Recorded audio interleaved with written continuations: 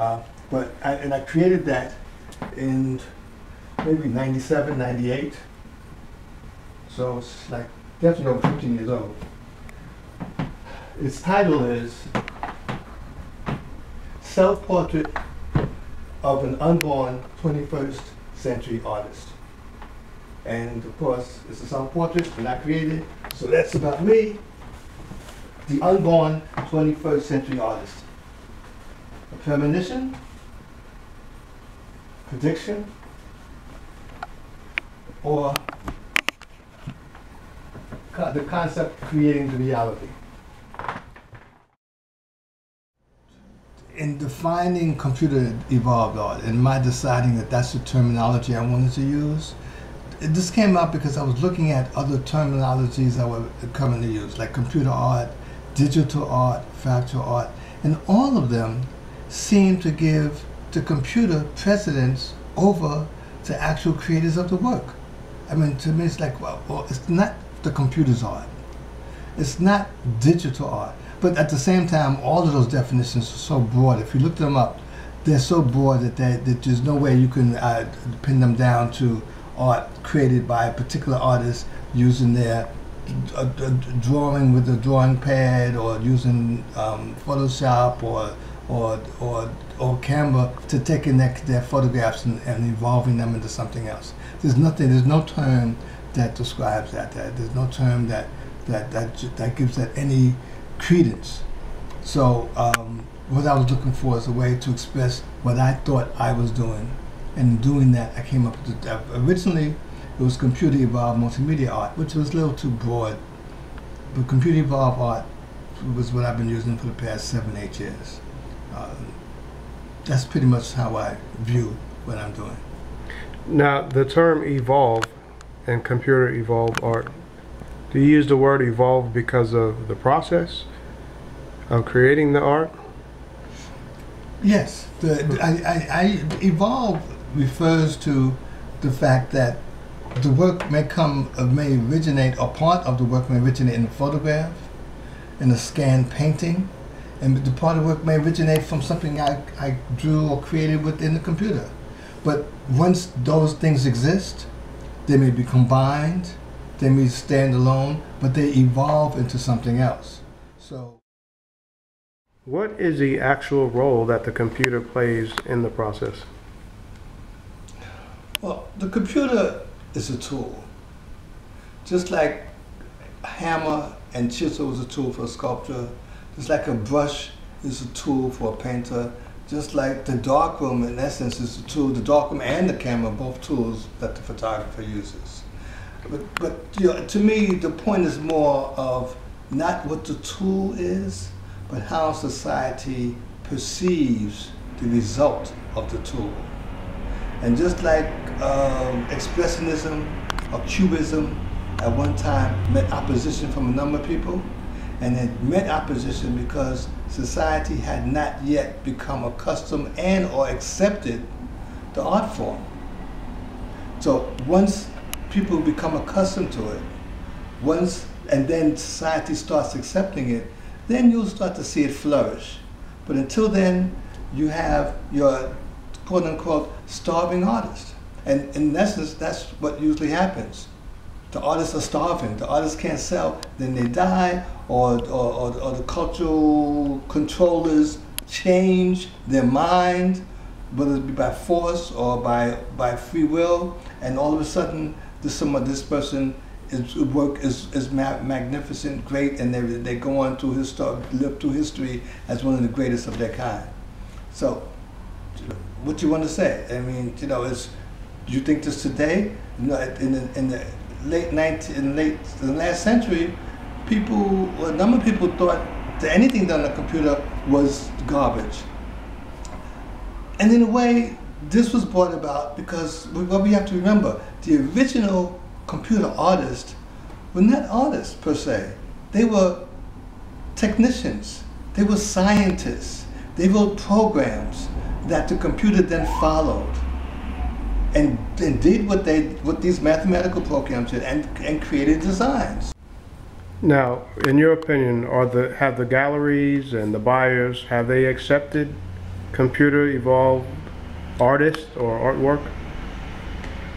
I think that computer evolved art or art created with a computer, regardless of its title, is more readily accepted now than it used to be. I think that the term like digital art was basically is utilized when you talk about videos and things of that sort. That's definitely accepted. That is fine art, but it's art. So there are small increments happening every day.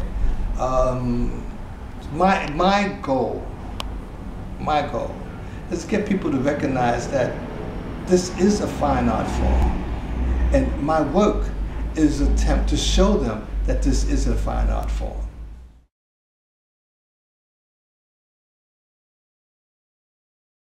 Well, I think a lot more work is being displayed online all the time. How good that is, I don't know, because I really can't say, and I don't think that sales are as good online as it would be in a real gallery. Can viewers appreciate your work the way you would like them to by seeing it on the computer? That's more what I'm getting at. Like, okay. Well, do they not about the marketing? I'm talking about the person actually. In some cases. I mean, you're communicating with them. In some cases, but some of the work, the details get so fine that you have to see it in full size to really appreciate it. I mean, I've seen a lot of work online that looks really good, and when I see it in reality, it's not what I thought. And then the vice versa. Something online that doesn't look that good, and I see it in reality, it just pops right out at me. So, it varies. It varies.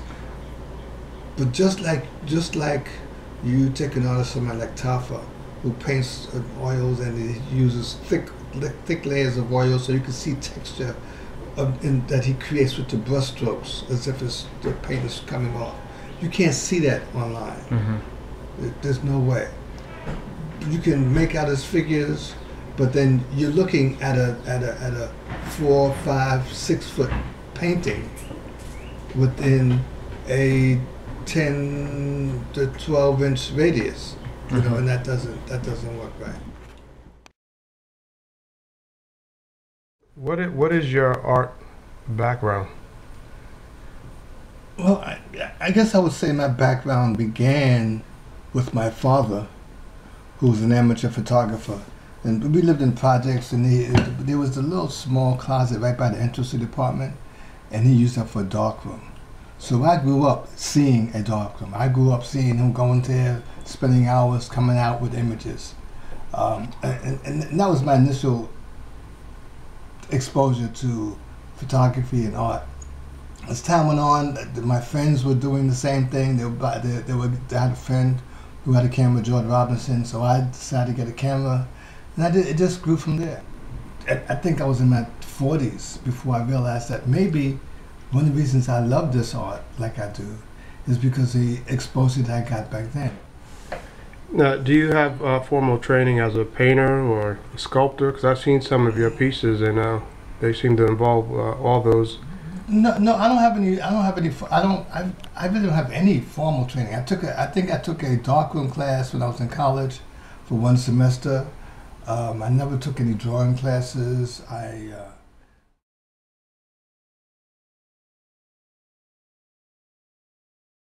Cecil, how long have you been creating computer-evolved art? It's sort of difficult to say how long I've been doing this because I would have to, but I can say that once I started scanning my photographs and my paintings and put them on the computer, that's when I started, and that was in the last century. So I was in 96, 97, at least back then, at that time. As a matter of fact, I have one piece that, Hazy Afternoon, which is altered now, doesn't look like it looked back then, which I submitted to the Schomburg Library, and that was it's part of the permanent collection, and that was in 1999, I think I gave it to them. But I think that the exhibition was Artists of the 21st Century. I'm not sure the title, but anyway, it's in there. So that's how long ago I was doing this. But in terms of influence, I think that it was very. I didn't get influence from other computer artists. And matter of fact, when I was starting, I didn't have too much exposure to see anyone who was creating on the computer besides the art created by the quote-unquote scientist artists who were using mathematical formulas and things of that sort to create the art.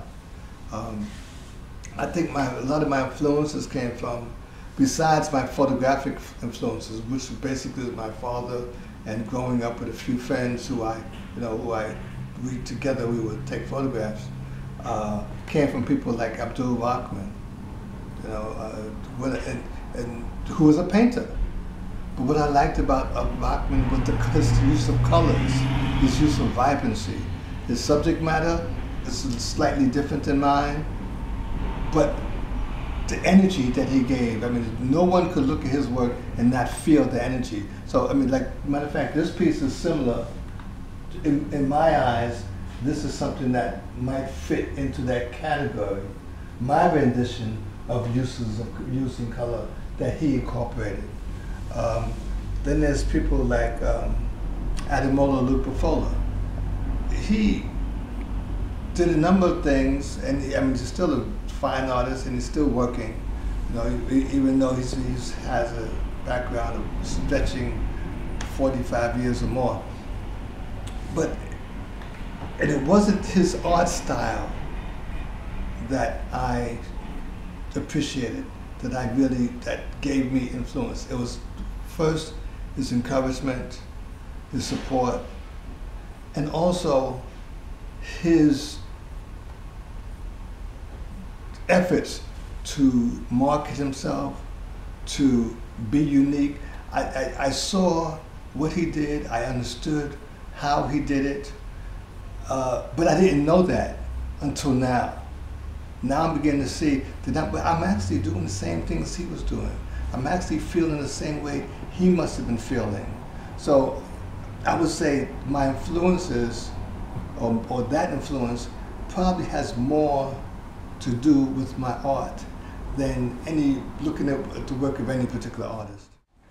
Do you consider any of your evolved artwork painting? Because I've seen some of your pieces that look like paintings. My goal is to create art that defies definition. I don't want it to look like it was created on a computer. I don't necessarily want it to look like it was created with a paintbrush. What I want is I want a synthesis of those. I want to show that this is an individual and new form.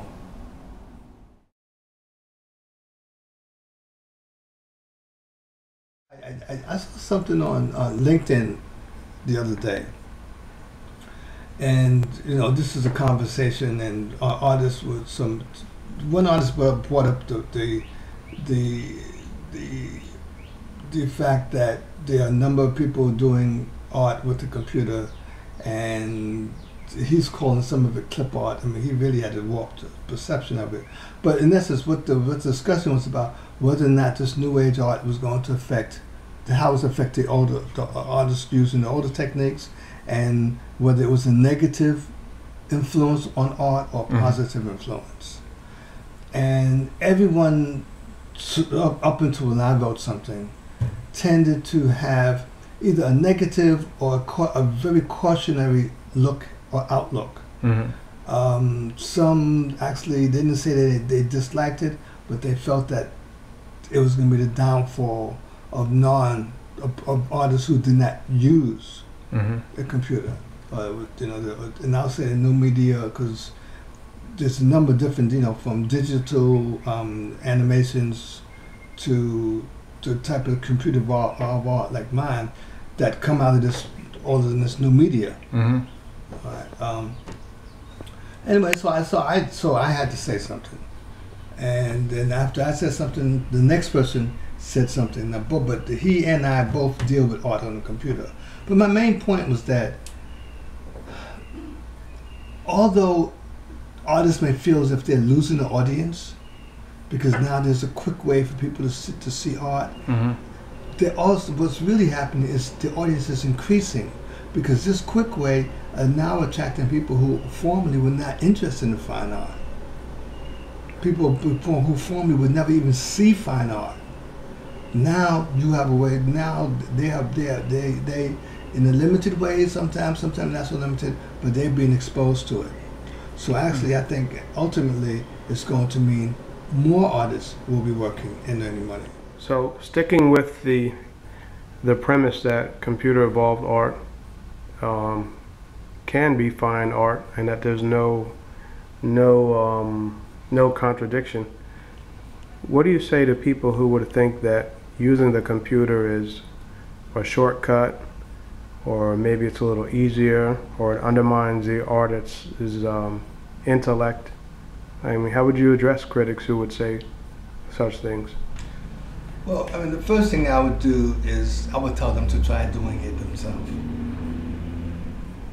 If use a program like Photoshop, there's a number of distortions, a number of things that Photoshop will do for you.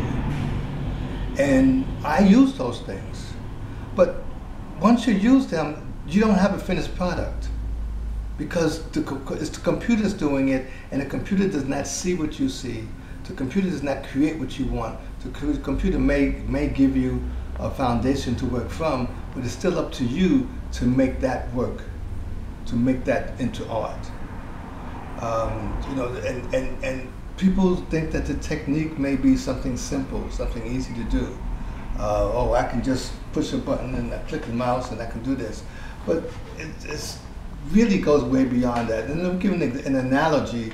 If you look at a painter and you say, oh, look at that wonderful textured surface. So you look at an oil painting, wonderful textured surface. But what did you know that basically the artist is sticking the brush in a heavy mixture of paint and just dabbing like that to get the surface? So yes, it's all simple if you think of it in that way. But when you put the package together, when you use your skill to make these dots and make them look the way you want them to look, when you make these dots, or when I go on the computer and I alter something, or I use my brush from my digital pad and make dots, I'm trying to create an effect. I'm trying to create something that the viewer sees, that the viewer feels. Now, if I'm successful, fine. But in trying to be successful, you're talking about a long and laborious job. So I can say an average piece of mine, well, first of all, it's time. I may start on a piece 1 year and it takes me 3 or 4 years before it gets to a point where I think it's ready. Not that I knew when I started that it would take that long, because I don't know how long it's going to take, because I don't know what it's going to be. I don't even want to know what it's going to be. I'm working at, well, this is this idea, I like this idea. Tomorrow I'm going to change this idea. Quite often I'll do that with 5 or 6 pieces at one time. I might be working one day on 5 or 6 pieces. A year later, I find that I want to mix 2 of those pieces with the 3rd piece I'm doing. So that combining, that's where the time to do them, let's not count that time, but if you do, let's say it was 10 hours there, 10 hours there, 10 hours there. When I combine them, there's another 10, 20 hours, just in combining them into something that I'm comfortable with. And again, what I'm saying, that I'm comfortable with. So another artist may be comfortable with something he could do in 15 minutes. But what I'm comfortable with takes me much more than that. And then once I am comfortable, once I do what I want, once I have gone through the sharpening and the debanding and trying to get rid of the trying to get rid of the what? Don't stop. Trying to get rid of the noise, or even the noise color. I mean, these are things that people use Photoshop would know what I'm talking about. When I'm finished with that, I then may have a piece that is 25 by 30 inches, and it's on my little screen. I can't see that. My eyes aren't that good, but I still can't see it anyway. So what do? I zoom in, and I'm going to show an example of this. I zoom in to where I can look at a 5-inch portion of that image in this much space. And I can see every line, every distortion, every pixel in there. And if I see them, and if I don't like it, I change it. Now, the viewer may not really see this when they look at the work. But what I've found is that when I don't do that, the overall color rendition, the overall feel of the work tends to be lacking. So before I send something out to actually be reproduced, I go over it inch by inch, up and down the image, sideways across the image. Sometimes I'll turn the image on the side and look at it that way so I can get another angle. That process in itself takes at least 2 hours on any image. And that's when I'm sure the image is finished. Now, while I get to that point, I'm doing the same thing. But before it actually goes to a printer, I have to do that. I have to spend that much time. And in doing that, sometimes I find that I actually change the image.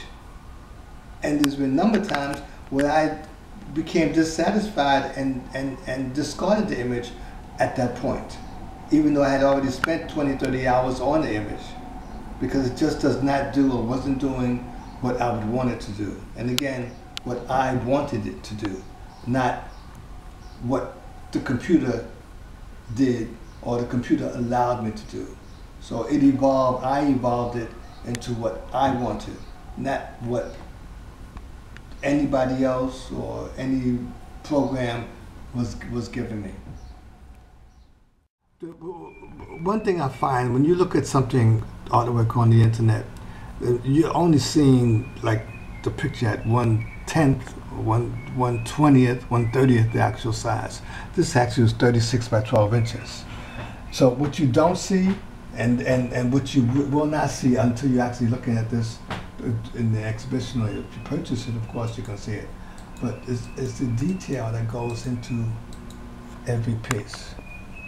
So I mean, there's detail here that you cannot see unless you're actually looking at the tangible image. I have a little face over here. Okay, these lines became those painstaking just to get them in there, keep them consistent, and keep them flowing with the rest of the artwork. And this is many people who have looked at this, they have not seen this, but there's, at least from my perspective, there's a body here. There's a sitting body. Okay, and this is the head. And even with the body, there are details all over here that you won't be able to see unless you really get a close look. And actually, viewers may not even look this close, depending on the size of the image, where you would actually see this. But overall, this is what creates this image, which has a feeling of being done freehand with not that much regard for preciseness. And so, one of my objectives is to, in doing the computer evolved art, is to somehow give a feel of tactile development. That it was a hand that you went into this. A lot of it is by hand, but a lot of work on the computer doesn't give you that feel. It looks more as if something perfected the look. And art is not a perfected look. Art is a free, moving, living look. Now, your use of different mediums, is that part of your expression, or is that to a validation as far as computer evolved art being fine art? I mean, is that part of your thinking as far as using the different mediums? My reason for using different mediums, basically, is because when I create the work, there's some pieces that I feel would look better on different surfaces. So some things that will look good on canvas, or let's put it this way, some things will look good on photographic paper adhered to plexiglass, because you get crisp line reproduction. Everything is very finely seen. Same thing with metal. The details are exquisite. But with canvas, you don't get those details. You don't get the same intensity of details. So it depends on what I'm doing and why. It depends on the piece and why and how I want that piece to be perceived. That's what my initial decision is made on what medium to print it on. Now, I have a question to pose for you. If you created a piece that you considered a masterpiece after it was finished, would you destroy the digital file once you made the final production, however you chose to print it? Would you destroy that final file to preserve it as a unique piece, one of a time, one of its kind masterpiece, can't never be reproduced again? That's interesting. I don't know if I would not. I don't think I would do that because I want to be able to see it. When I'm 95 years old, I don't want to say I can't look at this piece that I have anymore. And if I destroy the file, then the only way I could look at it again is to have a full, tangible copy. And I don't think I would never have enough room to store all of that. So, no, I don't think I would want to do that. I think that I like looking at my work. I like being able to see what I've done. So to destroy the file that I use to produce the prints would mean that once those prints have left me, I will never see them again. My art, in terms of how I try to keep it under control, is that I'm not printing unlimited copies. I'm not doing posters. I'm printing on canvas. I'm printing on metallic photographic paper, and which is then pressed into plexiglass. I'm printing directly onto plexiglass. But the majority of my work are limited edition prints. So I may only do 5 of a particular piece. Now there's 1 or 2 pieces that I do much more, and that's because of what I feel that their popularity and their relevancy for everyone to be able to afford them. My photography and my father's photography, which is basically from the 50s, 60s, 70s. Those straight photographs, those are unlimited. I'm not numbering those. And basically because those are here forever, especially my father's photographs, they're here forever, but I'll never be able to reproduce them. So those are pretty much unlimited. But the majority of my work, as I said, limited edition. Up to 5.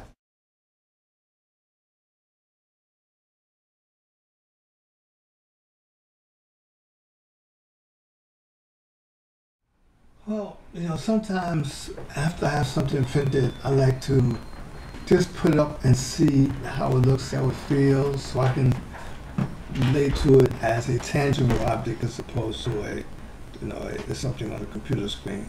Mm-hmm. And I, not that I understand it any better, but the different perspective just does something for me. Mm-hmm. So there's a particular one that's coming that's in color and on metal, on aluminum, that I really would like to get a feel what that feels like, and to see if it's, and which I'm not sure yet, whether it would just look better with a lot of light or without a lot of light, or both. So I can look at it in the daytime, on the daytime on a sunny day. I can see it on a cloudy day, and I can see it at night with artificial light. Because it all looks different. Mm-hmm. And that's going to help determine how I would want to place it in the gallery also.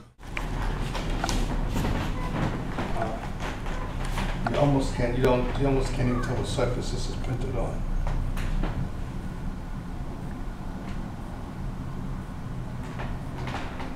And this, so I can get a good look at it. I'm going to keep this here for a while.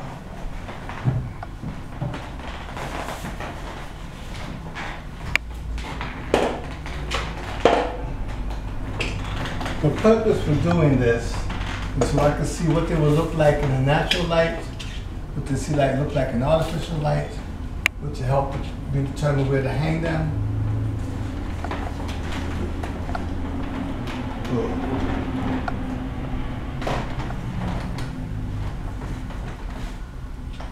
The detail is perfect on this. Perfect detail. This is an experiment. I was trying a transparency. And I think this is going to work best. I thought it might work well in the window. And it does have something. Well, this is actually it's not that bad. But you don't want direct sun to sit on this day in and day out. So this just doesn't work. But if I put this in front of a white wall, it becomes something different.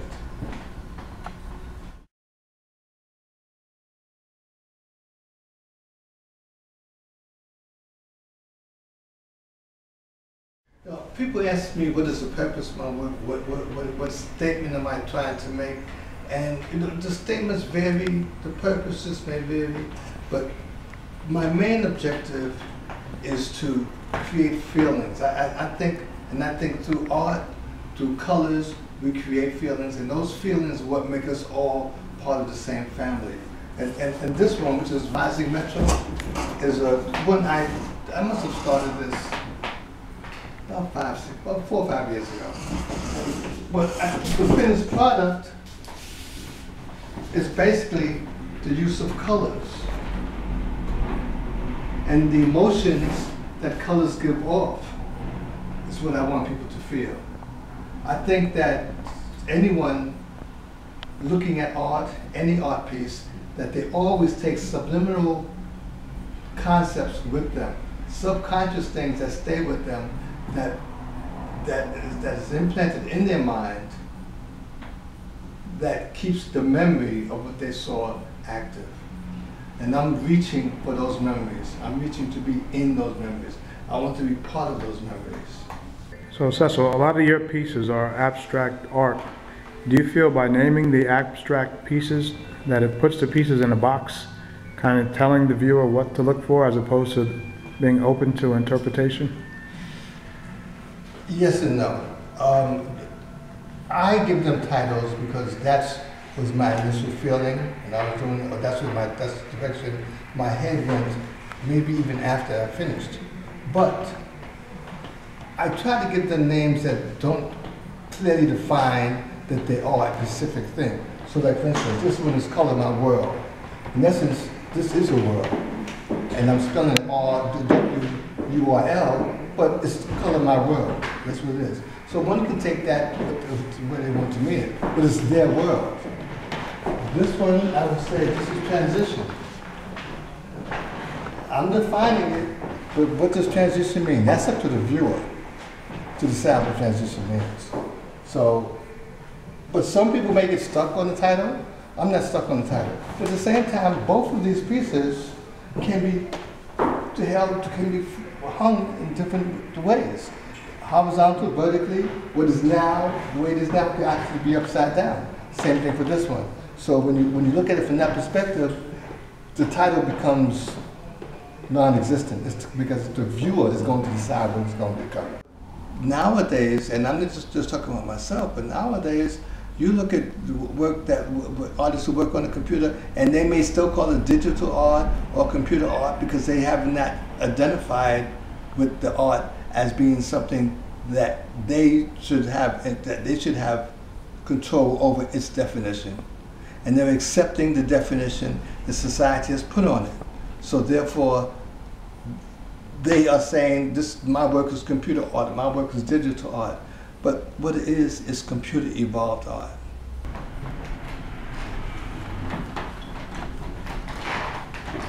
This one, I wonder if I have too much red in it. That reddish orange color. I think I might want to bring that down some. This is what makes every piece I do unique. Because if I'm not happy with anything on this one, the next time I print it, it's going to change. And therefore, it's still evolving.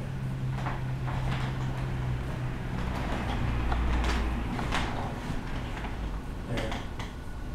Still evolving. This is still evolving.